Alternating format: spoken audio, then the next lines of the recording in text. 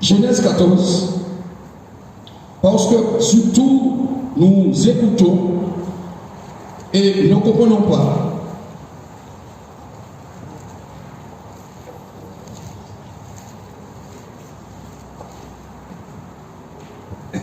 Nous ne comprenons pas véritablement ce que Dieu veut nous dire. Genèse 14, verset 17. Je ne vais pas être très long, j'ai peut-être 15 minutes, afin d'exalter à travers la Bible.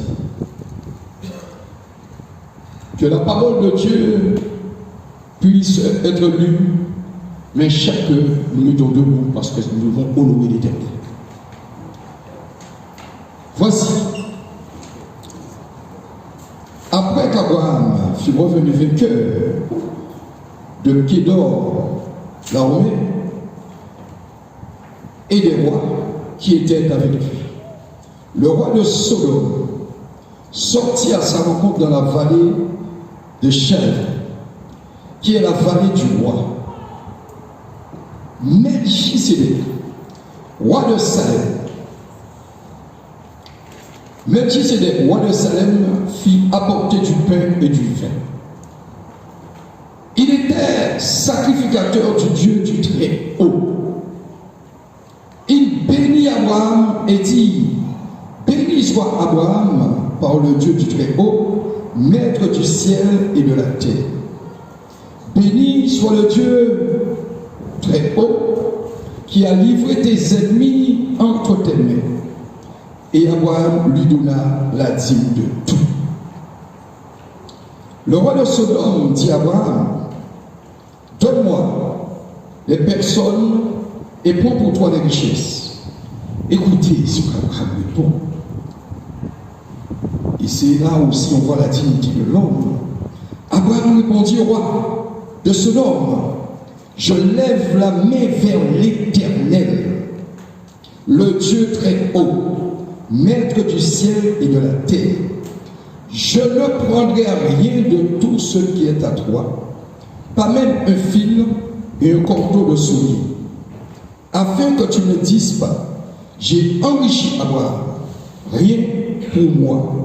Seulement, ce qu'ont mangé les jeunes gens de la part des hommes qui ont marché avec moi, Amer, Échicol et Manré, eux, ils prendront leur part. On voit très bien que après qu'Abraham fut sauvé Lot, que l'assemblée s'assoit, on comprend là qu'Abraham, dans tout ce qu'il a récupéré, dans les 100% des biens, l'or, tout ce qu'il a récupéré, il a retiré la part de l'Éternel, les 10%. La dîme définit, est-ce que là il y avait la loi? Or, nous voyons aussi qu'Abraham, il prit son frère qui était prisonnier et il amena avec lui 318 de ses plus braves serviteurs, nés dans sa maison, et il poursuivit les rois jusqu'à Dan, nés dans sa maison. Il n'a pas été chercher ceux qui sont ailleurs, il a récupéré ceux de la postérité. Mais il y avait cet homme où on disait et on dit la présence de Jésus, mais à travers lui c'est vraiment le grand sacrificateur qui était Melchisédek. Et là, Abraham qui a tout récupéré entre les mains du roi de Sodome, des autres rois, avant de donner à Melchisédek, ça veut dire qu'il a retiré tout ce qu'il avait.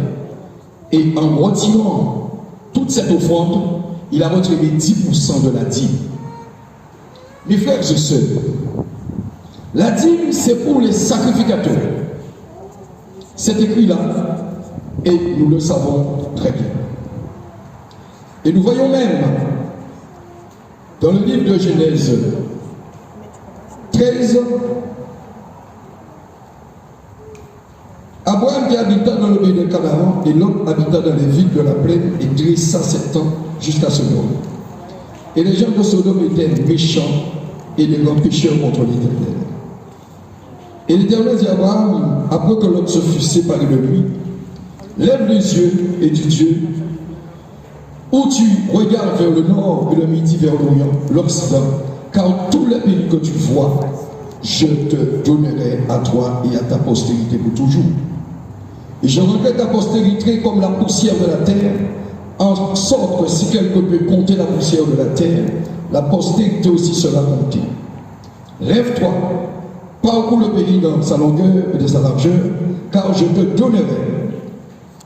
Abraham leva cette tente et vient habiter parmi les chaînes de Mamré qui sont près de Hébron, et il bâtit là un autel à l'Éternel.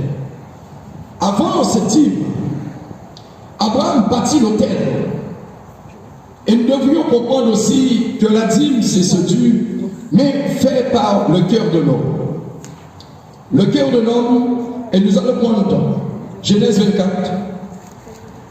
Il suffit de porter la dîme et de ne pas comprendre que ce que nous faisons. Et nous voyons très bien aujourd'hui, verset 21. Genèse 24, verset 21. À travers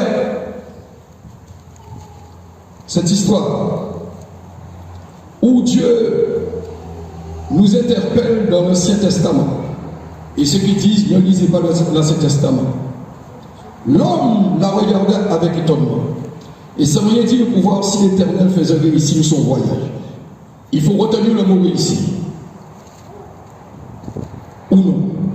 Quand les chameaux eurent fini de boire, l'homme prit un anneau d'or, du poids et de deux bracelets du poids de 10 cycles d'or, et il dit, de qui es-tu fille? Dis-le-moi, je te prie, y a-t-il dans la maison de ton père? Car là c'était Mika, pour passer la nuit. Elle répondit, je suis fille de Bethuel, fils de Milka et de Nachor. Elle lui dit, encore, il y a chez nous de la paille et du fourrage en abondance, aussi de la place pour passer la nuit.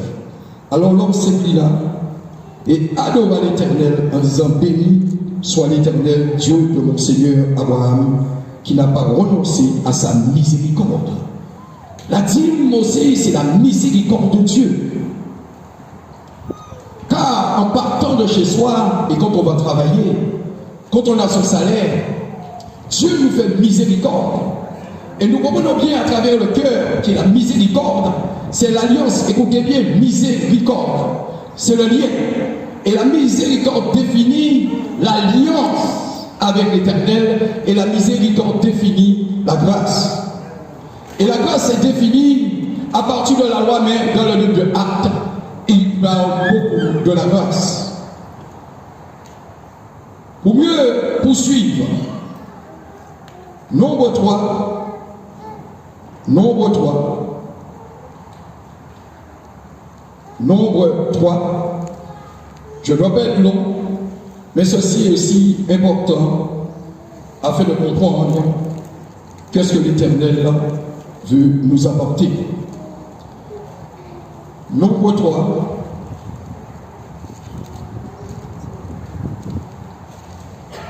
À partir du verset 38. Moïse et Aaron, qui sont les sacrificateurs, et ses fils campaient devant le tabernacle de l'Orient, devant la tente d'assignation, où le vent, ils avaient la garde et le soin du sanctuaire. Retenez ce mot sanctuaire. Remis à la garde des enfants d'Israël et l'étranger qui s'approchera. Il dit que ce rapport sera puni de mort. Tous les Lévites, dont Moïse et Aaron, firent le dénombrement sous l'ordre de l'Éternel selon leur famille. Et tous les hommes depuis l'âge 2 mois au-dessus furent 22 000. L'Éternel dit à Moïse, fais le dénombrement de tous les premiers mâles parmi les enfants d'Israël depuis l'âge 2 mois et au-dessus, et compte-les après leur nom. Et tu prendras les Lévites pour moi. Écoutez, tu prendras les Lévites pour moi, l'Éternel à la place de tous les premiers-nés des enfants d'Israël. et le bétail des Lévites à la place de tous les premiers-nés du bétail des enfants d'Israël. Moïse fit le dénombrement de tous les premiers-nés parmi les enfants d'Israël selon l'ordre que l'Éternel lui avait donné. Tous les premiers-nés dont fit le dénombrement, en comptant les noms depuis l'âge de mois, au-dessus furent 22 273. Et l'Éternel parla à Moïse et dit, pour les Lévites, à la place de tous les premiers-nés des enfants d'Israël, et le bétail des Lévites à la place de leur bétail, et les Lévites m'appartiendront. Cela définit. Celui qui sert l'Éternel mangera, celui qui sert l'Église mangera par l'Église. La dîme, c'est le dû et c'est le salaire des sacrificateurs. Car ce n'est pas ce que nous voyons parfois. Et pourquoi nous le voyons? Car aujourd'hui, l'Église ne participe pas réellement à ce moment de relation et d'alliance avec l'Éternel. L'Église refuse. En disant, on donne au pasteur ou on donne à la servante de Dieu, on donne parce que le pasteur est enrichi. Mon magasin, je n'ai pas besoin de bon. Parce que mon université, j'ai mon moyen de travail. Moi, je n'ai pas de problème. Mais quand vous commettez ce péché abominable, vous refusez de donner à l'Église avec crainte et tremblement, avec un cœur sincère, vous vous attirez là aussi ce qu'on appelle cette grande malédiction. Car cela est écrit. Et nous prenons très bien aussi dans le livre de Nombre 18. Nombre 18. On doit méditer surtout ce que l'Éternel veut nous dire. Car les fonctions de sacrificateur.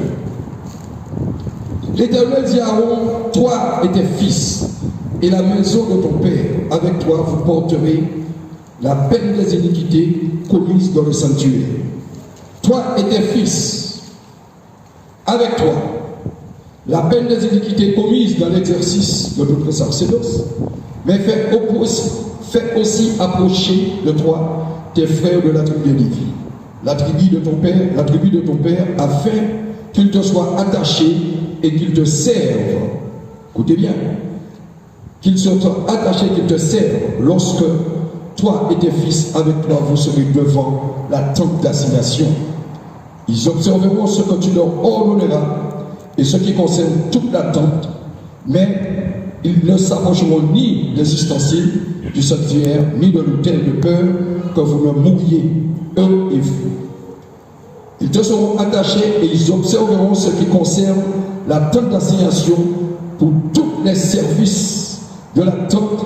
Aucun étranger n'approchera de vous. Vous observerez ce qui concerne le sanctuaire et l'autre afin qu'il n'y ait plus de colère entre les enfants d'Israël. Et voici, j'ai pris vos frères, les Lévites du milieu des enfants d'Israël, donnez à l'Éternel, ils vous auront remis un don pour faire le service de la tente d'assignation. Nous comprenons là aussi très bien que ce sont les sacrificateurs. Quand vous donnez la dîme, c'est aux sacrificateurs que vous donnez la dîme. Et les offrandes, c'est cette relation que vous avez avec l'Éternel, c'est pour l'Église. On peut parler de la dîme, mais aussi c'est une ordonnance. En Deutéronome 27, je sais que peut-être légèrement, je ne dirais pas trop long, mais quand même là aujourd'hui, je dois vraiment interpeller parce que l'Éternel me le demande. Dans le livre de Deutéronome 27 et 26, il te dit, voici, plutôt 26, lorsque, à partir du verset 12, lorsque tu auras achevé de lever toute la dîme et des produits de la 3e année, l'année de la dîme, parce que c'est la dîme de la 3e année, c'était le dîme spécial, tu la donneras aux Lévites, à l'étranger, à l'orphelin et à la veuve, et ils mangeront et se rassasieront dans ses portes. Et tu diras devant l'Éternel ton Dieu, j'ai ôté de ma maison ce qui est consacré à l'Éternel. J'ai donné aux Lévites, à l'étranger et à l'orphelin, à la veuve, selon tous les ordres que tu m'as prescrits. Je n'ai transgressé ni oublié aucun de tes commandements, et je n'ai rien mangé de ces choses pendant mon deuil.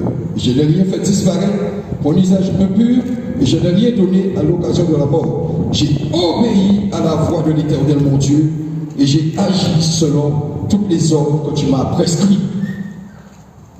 Mes frères et sœurs, la dîme, c'est quelque chose de sacré, c'est la dimension spirituelle.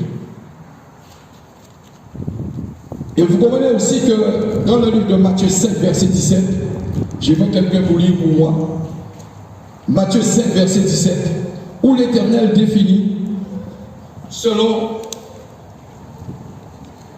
surtout ce que nous devons comprendre. La dîme n'est pas quelque chose qui est pris entre les mains du peuple. Si quand on prie pour vous, pasteur prie pour moi, vous savez bien ici pour moi dans ça. Et vous venez tous les jours prier pour moi. Mais quand vous avez la résurrection et la bénédiction, on va après taper acheter des talons et d'huile. Et nous allons acheter, comment ça s'appelle, des lunettes Gucci. Mais vous ne donnez pas le salaire à l'Éternel. Prie pour moi. Quand on a aussi ce moment, afin que Dieu te dise, apportez la dîme à la maison du trésor. La dîme définit cette dimension et cette relation avec l'Éternel. On doit être enseigné, on dit c'est nous midi et c'est Zion pour faire nous manger. Et faire nous commencer à comprendre ça. Donc aujourd'hui, en encourageant ceux qui prient pour vous, ça donne aussi ce moment d'encouragement. Et ça donne aussi ce moment, c'est celui qui perçoit son salaire. Ne dites pas, comme on disait surtout, l'Éternel dit donner gratuitement. Après ça a été dit, pour transgresser la parole de Dieu. Il te dit, quand tu vas prêcher la parole, et si lui l'Éternel t'envoie, ne prends ni or ni argent à ta ceinture. Quand tu vas manger, on te donnera tout ce que tu dois avoir. La dîme provient à partir de Deutéronome et Exode, surtout, je ne vais pas rentrer dans Exode, car c'est l'offrande aussi. La dîme provient là aussi de la loi de l'Éternel. Mais nous remarquons que chez Abraham, il n'y avait pas de loi. C'est le cœur de cette relation d'Abraham. Un exemple, on vous rend service et vous dites non, c'est pas possible, je dois lui donner quelque chose. Mais c'est aussi le cœur d'Abraham, c'est cette relation puissante avec le Saint-Esprit et le cœur d'Abraham qui a permis, car le Saint-Esprit se manifestait, qui a permis qu'Abraham, le père de la foi, puisse agir à travers la dîme. Et nous refusons de donner notre dîme, nous demandons tous les jours, nous cherchons tous les jours, mais nous refusons de donner à l'Église.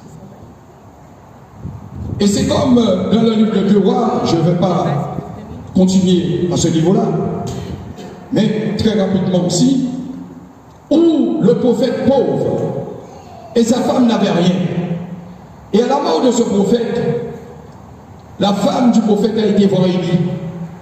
Mais le roi a récupéré les enfants du prophète pour que cette dette soit payée. Pourquoi? Car le prophète ne recevait rien. Mais il y a eu Dieu. Et la puissance de l'Éternel a été la multiplication de ce but d'onction. Et c'est pour cela, vous voyez aujourd'hui, surtout, on vend l'huile d'onction. Mais attention, si vous ne pouvez pas comprendre français, et si vous ne pouvez pas comprendre créole, ayez un coup de créole. Il dit, pour donner à la femme, afin de payer sa dette. Et vous allez voir dans le livre de Matthieu, où Dieu, le Christ, sur la multiplication des pains, que là, Dieu peut multiplier ce que tu n'as pas. C'est-à-dire que de zéro, tu vas avoir des milliers. Et cette femme a payé toutes les dettes de son mari.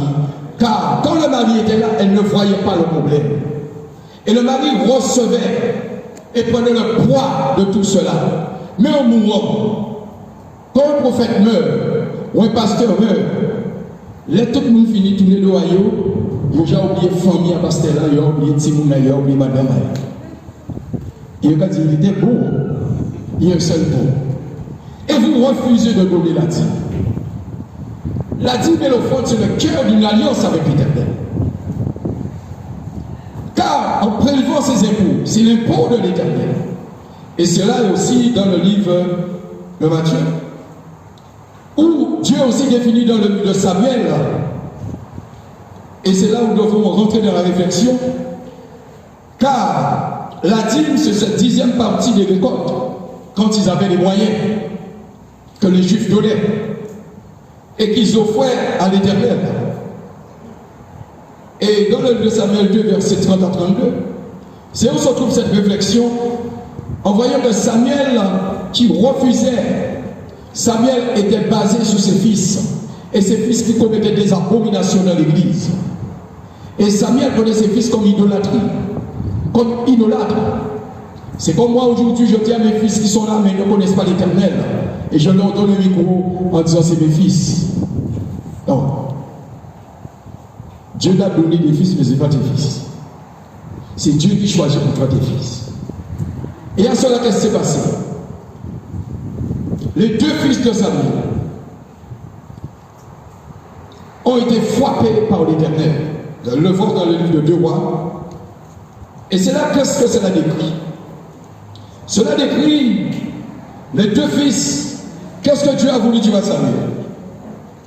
Ophni et Phinéas, les 2 qui prônaient, ça veut dire qui proclamaient, ça veut dire qui faisaient pas mal d'abominations, que Dieu a voulu les parler à travers cela. Car il honorait ses fils à la place de Dieu. Mais aujourd'hui, alors je voudrais juste vous dire avant ce moment de dîme, je vais terminer, de quelle façon honorerez-vous Dieu aujourd'hui? De quelle façon vous allez honorer l'Éternel? Est-ce que vous vous êtes posé la grande question? Vous voulez honorer l'Éternel, mais de quelle façon vous allez honorer l'Éternel? C'est là cette question. Je reviendrai vraiment sur un moment de prédication sur la dîme et l'offrande, mais j'ai voulu interpeller les consciences en disant, pasteur, prie pour moi, mon fils doit être délivré. Ah bien là, on va prier. Et on va avoir aussi ce moment de bénédiction tout à l'heure. Là, on va prier, on va sortir tout en disant. Et je vais faire juste ce témoignage très rapidement. J'ai prié hier soir pour une grande servante de l'Éternel. Ah bien après, j'ai eu une attaque, comme si un AVC qui pouvait me prendre sur le côté gauche. Et j'ai ressenti que ce poids-là, jusqu'à maintenant, ne monte pas. Tout de suite. Mais j'aime le combat. J'aime le combat. Mais à ce moment-là, il y a cet abandon. Vous voyez le risque de la vie de l'homme, qui abandonne demain, il ferme les yeux, il abandonne tous ses enfants et il reçoit la mort. Mais si tu n'as pas le manteau, ceux qui sont en train de le prier, et qui disent je vais prier pour toi, je vais prier pour toi, fais attention. Et la sœur Julie ici, qui a reçu cet exemple très rapidement, en disant j'ai compris, je ne ferai jamais ça, aller prier sans la couverture de mon pasteur et sans la couverture de Dieu. Et quand j'ai prié, je vois aussi là, tout le côté gauche, et je dis à ma femme, je ne comprends pas, on dirait que je vais avoir une attaque. On avait ici. Dieu m'a sauvé et le Saint-Esprit m'a sauvé. Ça veut aujourd'hui, le risque que Dieu dit, tout le travail que vous voyez, c'est le salaire parfois, c'est le salaire du pasteur ou le salaire du prophète, car je ne fais que ça depuis quelque temps. Que ça. Et beaucoup de pasteurs sont pauvres aujourd'hui. Mais il faut travailler et persévérer. La dîme, c'est la dimension d'une relation de cœur avec l'Éternel. Vous arrivez à la fin du mois, dans les 100% que vous avez, vous devriez mettre de côté ces 10%, comme l'a fait Abraham. C'est à cela que Dieu veut nous interpeller. Et nous recevons parfois surtout ce mot de bénédiction de l'Éternel. Nous arrivons au terme, afin que chacun ici puisse maintenant se lever et de venir dans un moment de cœur sincère, mais aussi ce qu'il a mis de côté afin de donner cette dîme pour cette offrande à l'Éternel, ce qu'il a mis de côté, dans les 100%. Car l'offrande qu'elle a reçue, c'est cette dîme-là, et c'est les 10% qui doit être de part chaque mois pour l'Éternel. Quand on donne l'offrande, on montre qu'on aime l'Éternel. Mais quand on le fait, il faut le faire pleinement. Car l'Église ne fonctionne pas si le loyer n'est pas payé, si on n'honore pas notre dette, vous ne savez pas comment, donc vous devriez comprendre cela. Nous ne sommes pas dans une dimension de pouvoir dire je vends l'huile d'onction.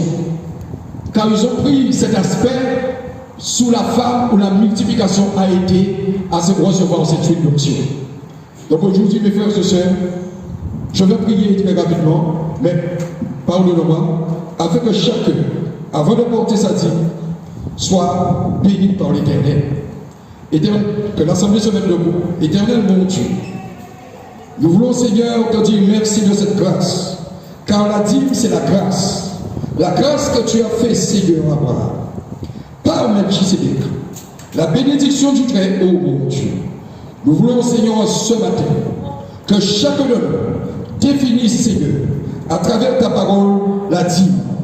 Au nom de Jésus-Christ de Nazareth, nous nous reportons de tous nos péchés, comme cela a été, Seigneur, par la Sainte Seine. C'est aussi le lien, mon Dieu, de cette relation avec toi. Car, Seigneur, en donnant cela, et en apportant sa dîme, mon Dieu, c'est tout notre cœur, notre âme, nos corps et notre esprit, nous te donnons. Au nom de Jésus-Christ de Nazareth, afin que ton œuvre, mon Dieu, puisse avancer. Père, pardonne-nous de tous nos péchés et délivre-nous de tout mal, Seigneur, et que tu purifies entre nos mains et tu bénis, Seigneur, entre nos mains, Seigneur, cette dîme, afin qu'il y ait la multiplication, comme cela a été, Seigneur, pour nos prédécesseurs et nos ancêtres, dont Abraham, mon Dieu. Ô Dieu Tout-Puissant, nous voulons, Père, venir devant toi, où le Christ s'est donné, Seigneur, cette grande offrande, et à travers cette offrande, la dîme a été dans une grande résurrection, mon Dieu, afin de nous montrer ta puissance et ta gloire. Et nous voulons, Seigneur, mettre cela au défi, en allant, Seigneur, devant toi, en donnant notre dîme, en donnant notre offrande, mais surtout, Seigneur, que nos cœurs soient à toi, par le nom de Jésus, ô Dieu Tout-Puissant, béni sois-tu, Dieu du Très-Haut, nous te disons merci, Amen et Amen.